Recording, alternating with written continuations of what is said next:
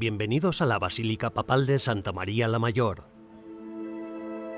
A lo largo de los siglos, la basílica ha mantenido una conexión especial con los pontífices romanos, 6 de los cuales permanecen enterrados aquí. También se ha convertido en la basílica favorita del Papa Francisco, que la ha visitado más de 100 veces. ¿Qué hace que esta basílica sea tan especial?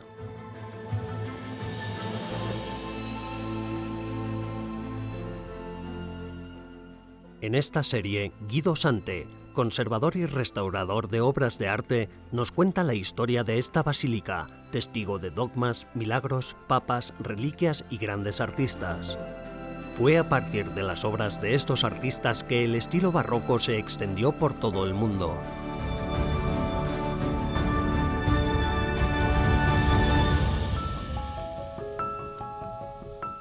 No hay viaje apostólico del Papa Francisco sin una visita a la protectora de la ciudad de Roma, la venerada Salus Populi Romani, que se conserva en la Basílica de Santa María la Mayor. Ya en el primer día de su pontificado, Francisco trajo flores aquí y desde entonces, cada vez que sale de la ciudad de Roma para una misión o regresa de una peregrinación, tiene la costumbre de llevar flores a la Virgen Salus Populi Romani, que en latín significa salud del pueblo romano.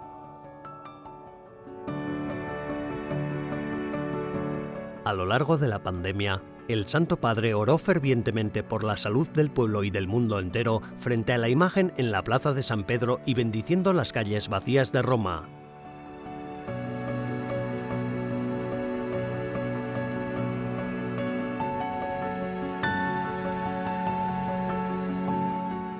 Su regalo a finales de 2023 fue la preciosa rosa de oro, ofrecida en señal de gratitud.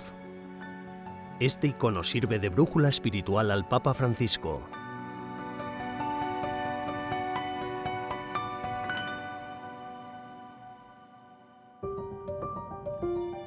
Pero remontémonos a los orígenes, junto con el profesor Guido Sante, para comprender los fundamentos de la basílica y por qué es tan querida por los papas.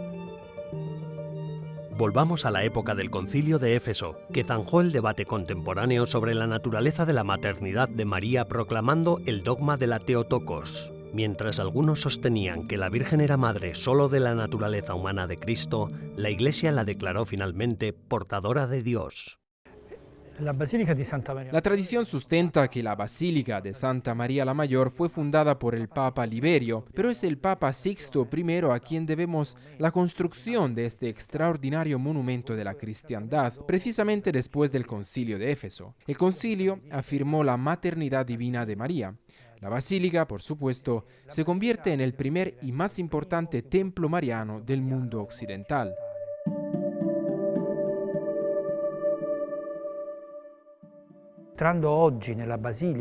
Al entrar hoy en la basílica, lo que más impresiona a los fieles es el maravilloso mosaico del ábside, que representa la grandiosa escena de la coronación de María por su Hijo, Jesucristo. El mosaico es la última obra maestra de la Edad Media en Roma. El primer papa franciscano, Nicolás IV, no solo encargó la obra de arte, sino que incluso eligió residir en Santa María la Mayor en lugar de hacerlo en el Palacio Papal. Toda esta extensa decoración es un monumento y sobre todo un testamento de la devoción franciscana a María. En el centro vemos a Cristo coronando a su madre sentada en un trono. La representación es intrigante porque a los pies de Cristo está el sol y a los pies de María está la luna, ambos elaborados con teselas de la plata más pura. Todas las superficies están cubiertas de pan de oro, con representaciones significativas de San Pedro y San Pablo, dada su ubicación en Roma. Además, el Papa Nicolás IV encargó representaciones de los santos franciscanos más importantes, a saber Francisco y Antonio. En una diminuta representación, él, Nicolás IV, vestido de rojo con la tiara, está de rodillas, presentándose a María y a Jesús. Esto representa que en ese momento era el pontífice. Abajo, por la parte inferior, fluye el río del paraíso terrenal. Todos los animales y plantas conocidos de la época están meticulosamente representados en pequeñas secciones. Más abajo, en los paneles, hay escenas que ilustran los episodios más importantes de la vida de María, una narración visual dentro de la basílica dedicada a María. Nella basilica dedicata a María. La basílica es como un libro que conserva la memoria de las creencias cristianas, representadas en sus imágenes, mosaicos y estatuas. Hojeando sus páginas, se puede comprobar que lo que creían los primeros cristianos se ha conservado fielmente a lo largo de los siglos, perdurando hasta nuestros días. È interessante che invece l'arco trionfale, immediatamente prima. Es interesante que en cambio el arco triunfal, justo antes del gran ábside, represente episodios del Antiguo Testamento. Es un mosaico mucho más antiguo que data de la fundación de la basílica, un mosaico del siglo V. Del mismo modo, en las naves laterales hay numerosos episodios del Nuevo y Antiguo Testamento, todos mosaicos. Se trata de los mosaicos de vidrio y azulejos preciosos recubiertos de oro más antiguos de Roma, lo que los convierte en los mosaicos cristianos más antiguos de la ciudad eterna. Quindi i più antichi mosaici cristiani a Roma.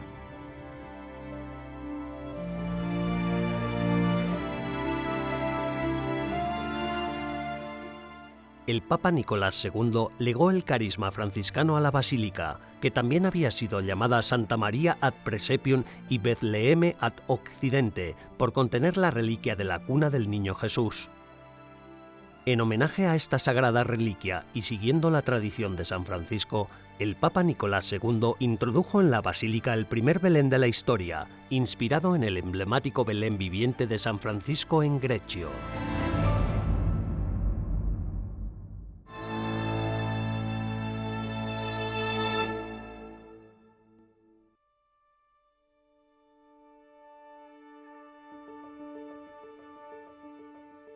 El corazón palpitante de la Basílica de Santa María la Mayor es el altar que consagra algunas de las reliquias más preciosas de la cristiandad. El conjunto está coronado por un baldaquino y una capilla situada debajo permite acceder para venerar las reliquias de la Natividad llegadas de Belén en el siglo VII.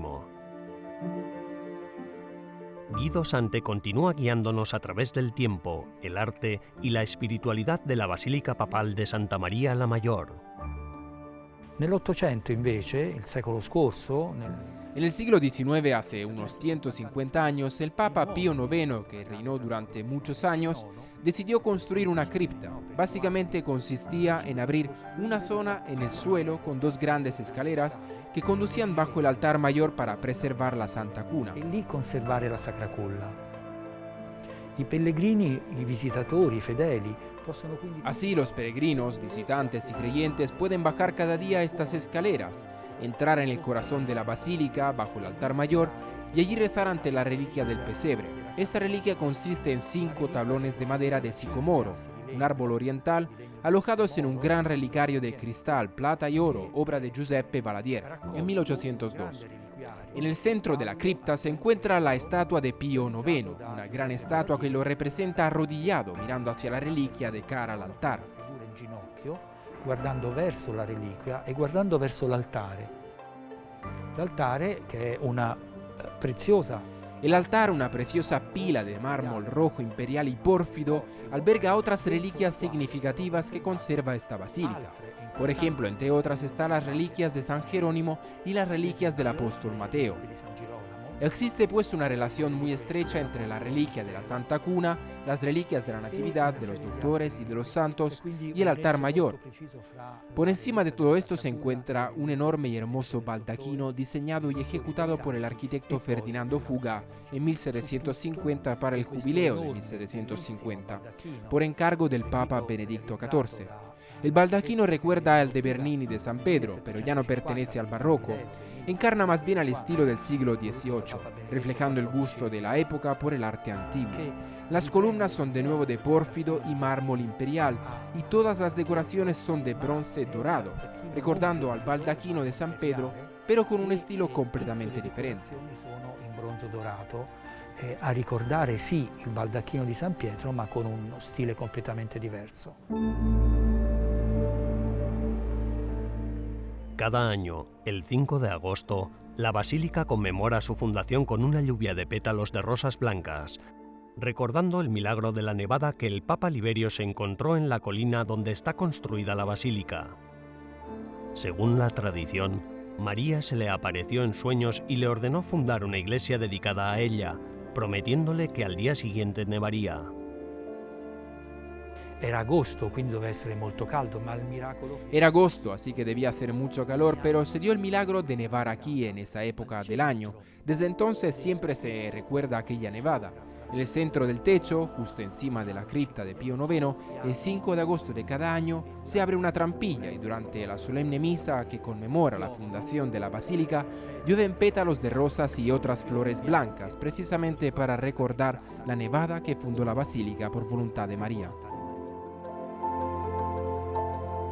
Santa María la Mayor alberga varias capillas, entre ellas la del Crucifijo, obra de Ferdinando Fuga.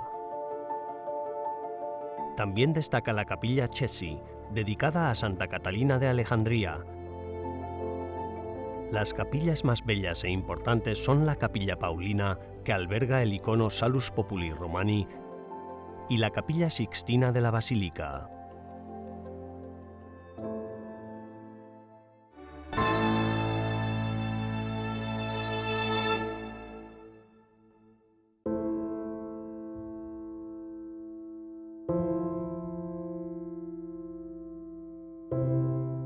La Basílica de Santa María la Mayor tiene su propia capilla Sixtina. Aunque no presenta el juicio final de Miguel Ángel ni frescos que representen la creación del hombre, sí hay un toque de Miguel Ángel en uno de los tabernáculos más grandes del mundo. Además, esta capilla alberga el primer Belén de la historia. Oggi noi la chiamiamo Cappella Sistina. Ahora la llamamos Capilla Sixtina para recordar a Sixto V. En realidad, los documentos antiguos se refieren a ella como Capilla de la Natividad, ya que se construyó aquí para conmemorar el nacimiento de Cristo. Aquí se conservaba la reliquia de la Santa Cuna, procedente de Belén. Este lugar, más o menos donde nos encontramos ahora, alberga el primer oratorio e iglesia dedicados a la Natividad de Cristo, donde se guardaba la reliquia. ¿Qué hizo el Papa Sixto? Él y su arquitecto, Domenico Fontana, se enfrentan a un reto. No podían demoler la antigua capilla donde se conservaba la Santa Reliquia. En su lugar, encerraron la capilla en una caja, esencialmente levantando esta estructura masiva, y la trasladaron aquí abajo usando polipastos, exactamente aquí. De ahí que lo que vemos hoy, parecido a una cripta o a un confesionario, sea en realidad la capilla medieval de la Santa Reliquia de Belén. El Papa Sixto V también hizo construir esta capilla para conmemorar el Belén deseado por Nicolás IV, otro papa franciscano, el primero de la orden. Y efectivamente, en esta capilla se conservó el primer Belén de la historia que aún se conserva hoy en día. San Francisco había establecido el Belén viviente en Greccio y, en pocos años, la tradición del Belén se extendió. Sin embargo, el creche, tal y como lo conocemos ahora, nació aquí y se guardó originalmente en esta pequeña capilla junto con las reliquias de la Natividad, un pesebre de Belén. El Papa está esculpido rezando delante del pesebre, pero su mirada se dirige hacia el altar donde tiene lugar la transubstanciación. El conjunto del altar refleja el espíritu del Concilio Tridentino. El tabernáculo está construido según las normas de San Carlo Borromeo, destacado defensor de la contrarreforma del Concilio de Trento, que fue arcipreste de la Basílica de Santa María la Mayor. Así pues, este tabernáculo está perfectamente alineado con la capilla de la Natividad. Tenemos, por tanto, un pasaje crucial, teológicamente significativo, como deseaba el Papa Sixto: la encarnación de Cristo en la parte inferior, con la reliquia de la Santa Cuna, y la representación de la Natividad. El tabernáculo, donde el Concilio de Trento nos dice que la hostia es el verdadero cuerpo de Cristo, está adyacente al altar. Y el altar, inmediatamente al lado del tabernáculo, con esa verticalidad que se eleva precisamente hasta el centro de la cúpula, donde un coro de ángeles representa a Dios Padre. Así, toda la capilla está construida según un eje que desde la encarnación de Cristo en la capilla medieval, en el nacimiento, asciende hasta la gloria de Dios Padre. Este eje marca con precisión toda la estructura que gira en torno a este maravilloso monumento. Se trata de algunas de las piedras más preciosas que existían en el siglo XVI. El Papa Sixto no se fijaba en el dinero. El Papa Sixto debía construir el tabernáculo más precioso de la ciudad. Encima están las figuras de los 12 apóstoles, tal y como las describió San Carlos, y hay representaciones de 8 escenas distintas de la Pasión de Cristo. Al menos 3 de estas escenas están realizadas en bronce dorado a partir de diseños de Miguel Ángel. Miguel Ángel ya había fallecido, pero Ludovico del Duca, uno de sus alumnos, utilizó 3 famosos dibujos suyos para crear esas 3 escenas de la Pasión de Cristo. El sagrario es un testamento histórico y espiritual que pone de relieve la encarnación constante de Cristo en el Santísimo Sacramento, así como su pasión y resurrección.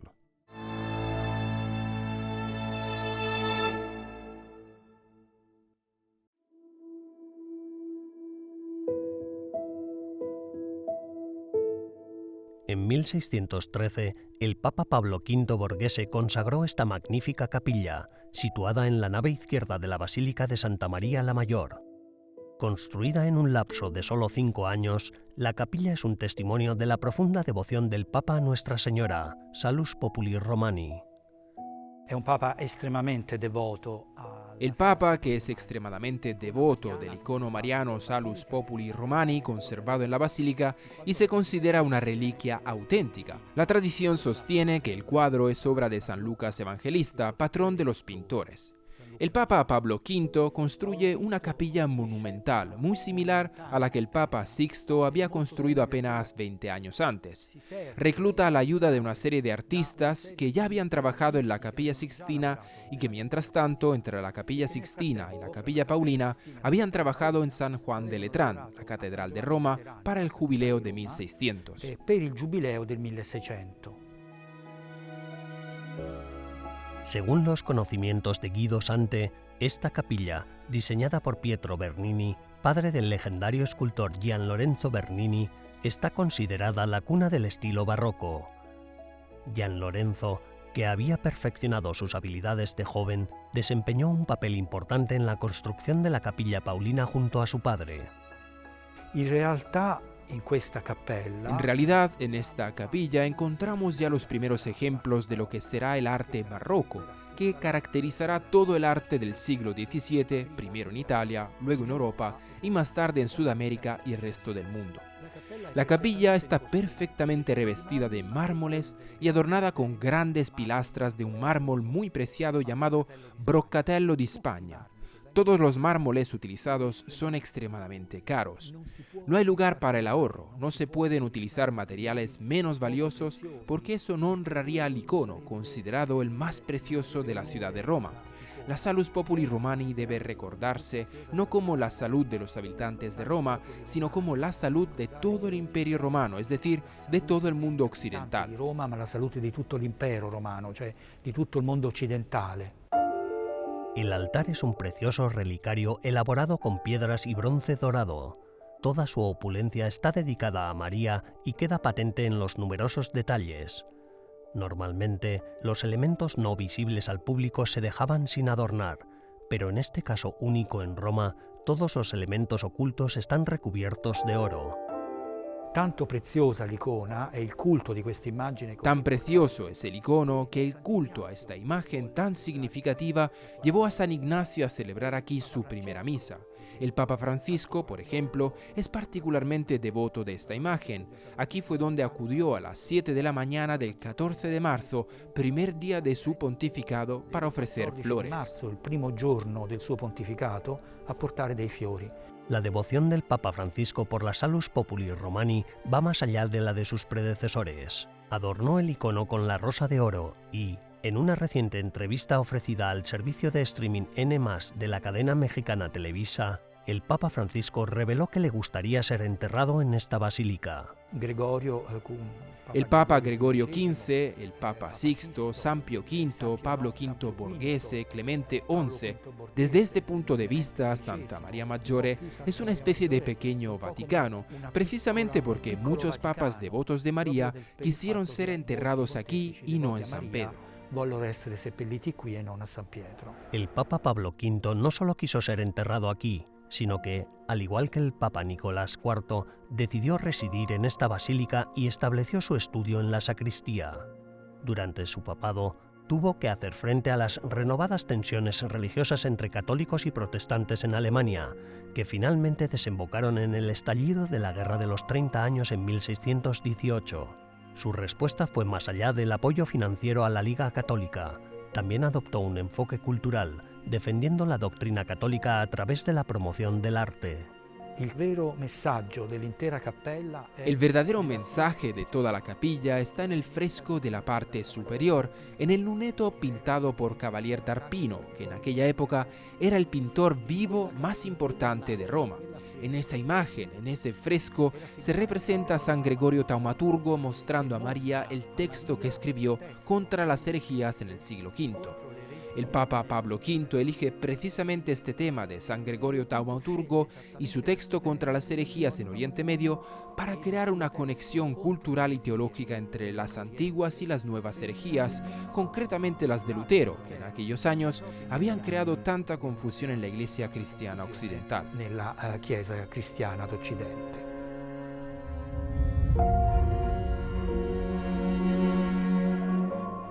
La Basílica de Santa María la Mayor es un testimonio vivo de la fe cristiana primitiva, encarnación del Concilio de Éfeso y de la devoción a la Madre de Dios, además de testigo de milagros.